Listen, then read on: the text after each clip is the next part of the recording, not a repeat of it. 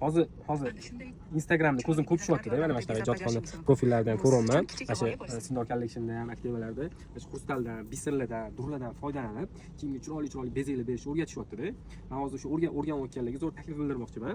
Hammani ham qurbiga turmaydi, yaxshi sifatli narsa olish kerak. O'rganayotganda, chunki yaponskiy biser bitta pochkasi 55 ming so'm turadi 100 grammida. Ko'pchilik 10 ming so'mlik biser olyapti, 200 grammini, ular rangi o'chib ketadi tez.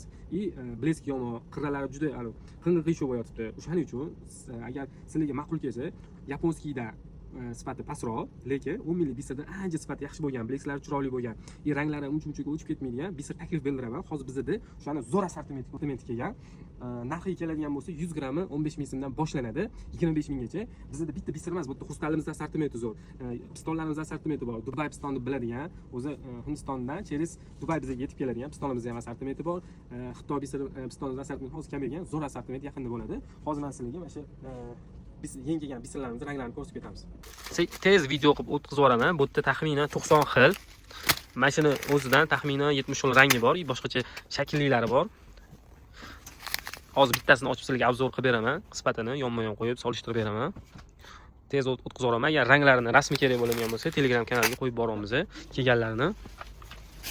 Men yonma-yon qo'yamiz. Ikkalovi ham xuddi bir xil, kumush rang. Buni ko'ryapsizlarmi? Blesklarini, razmerlarini bir xilligini. Mana bu 200 gram 10 ming. Buni 100 gram 15 ming. Buni yomonlashmas, prosta sizlarga ko'rsatib bera olmayman sifatini. Tanlov o'zingizlarda, xohlasanglar 10 mingligini olinglar, xohlasanglar 15 minglik. Lekin bizda taklif qilayotganimiz mana shu bo'ladi hammaga.